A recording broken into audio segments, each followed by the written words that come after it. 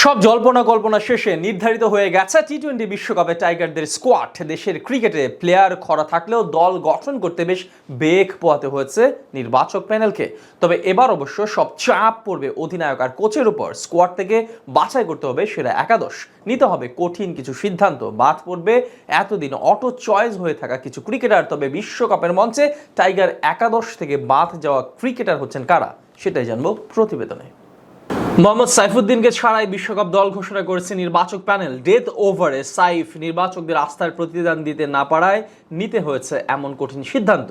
তার বদলে স্কোয়াডে রাখা হয়েছে তরুণ পেসার তানজিম হাসান সাকিবকে। তবে সাকিব অবশ্য স্কোয়াডে সুযোগ পেলেও একাদশের সুযোগ পাওয়ার দৌড়ে বেশ পিছিয়ে থাকবেন, কেননা দলে 3 জন পেসার খেলানো হলে সাকিব হবেন চতুর্থ পছন্দ। তবে সাকিবের কপাল খুলতে পারে যদি কিনা ইনজুরিতে থাকেন দলের সহ অধিনায়ক আর পেস বোলিং ইউনিটের কর্ণধার তাসকিন আহমেদ। ইনজুরির কারণে তার বিশ্বকাপ দলে থাকা নিয়েছিল সংশয়। তবে সব কিছু ছাপিয়ে বাংলাদেশ স্পিড স্টারকে স্কোয়াডে রেখেছেন গাজী আশরাফ হোসেন লিপুর নির্বাচক প্যানেল। আসন্ন যুক্তরাষ্ট্র সিরিজে কোনো ম্যাচেই মাঠে নামবেন না তাসকিন, এমনকি ভারতের সাথে প্রস্তুতি ম্যাচেও হয়তো নাও খেলতে পারেন তিনি। বিশ্বকাপের আগে কোনো প্রকার রিস্ক নিতে চায় না টিম ম্যানেজমেন্ট। যদি কিনা এত কিছুর পরও পুরোপুরি ফিট হতে না পারেন তাসকিন, তাহলে সাকিব ঢুকে যাবেন দলে। তা না হলে বিশ্বকাপ একাদশে জায়গা হবে না এই পেসারের। এদিকে কপাল পড়তে পারে লিটন দাসেরও। বিশ্বকাপ স্কোয়াডে তার জায়গা নিয়েই উঠেছিল প্রশ্ন।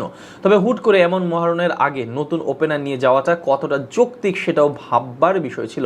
তাই তো তাকে সাথে নিয়েই বিশ্বকাপের উদ্দেশ্যে রওনা হবে শান্ত বাহিনী। বিশ্বকাপের রওনা হলেও একাদশের সুযোগ পাওয়ার জন্য বাড়তি কিছু করতে হবে লিটন দাসকে, কেননা যে ওপেনিং পজিশনে এত বছর লিটন ছিলেন অটো চয়েস, সেখানে এখন আর হাসছে না তার ব্যাট। তার জায়গায় এখন তানজিদ তামিম আর সৌম্য সরকারের জুটির উপর ভরসা করবে টাইগাররা।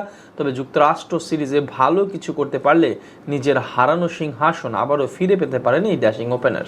বাংলাদেশের প্রথম 2টা ম্যাচ হবে যুক্তরাষ্ট্রের মাটিতে। সেখানে মূলত খেলা হবে ড্রপ ইন পিচে, আর সেটা মাথায় রেখেই হয়তো একাদশে বাড়তি একজন ব্যাটার খেলাতে পারেন অধিনায়ক শান্ত। সেক্ষেত্রে রিয়াদ কিংবা জাকের আলী দুজনই সুযোগ পাবেন একাদশে। তবে বাদ পড়তে হবে রিশাদ হোসেনকে। বল হাতে লেগ স্পিনের পাশাপাশি ব্যাট হাতেও শেষ দিকে দ্রুত রান তুলতে সক্ষম এই অলরাউন্ডার। তবে তাকে খেলানো হলে বাদ পড়তে পারে মাহমুদুল্লাহ রিয়াদ। বিশ্বকাপের মতো মঞ্চে অভিজ্ঞতাকে প্রাধান্য দেওয়ার পথে হাঁটবে টিম ম্যানেজমেন্ট। তাই তো একাদশে রিশাদের পরিবর্তে রাখা হবে রিয়াদকেই। অন্যদিকে ওয়েস্ট ইন্ডিজের স্পিন সহায়ক উইকেটের কথা মাথায় রেখে দলে নেওয়া হয়েছে তানভীর ইসলামকে। যুক্তরাষ্ট্রের ড্রপ ইন পিচে তাকে খেলানোর পরিকল্পনা আপাতত দৃষ্টিতে নেই বললেই চলে। তাই প্রথম 2 ম্যাচের জন্য বাদ পড়া ক্রিকেটারদের তালিকায় সবার আগে রাখা হতে পারে তানভীরের নাম। তবে ওয়েস্ট ইন্ডিজের মাটিতে তানভীরের উপর বাড়তি ভরসা করতে পারে কোচ আর অধিনায়ক।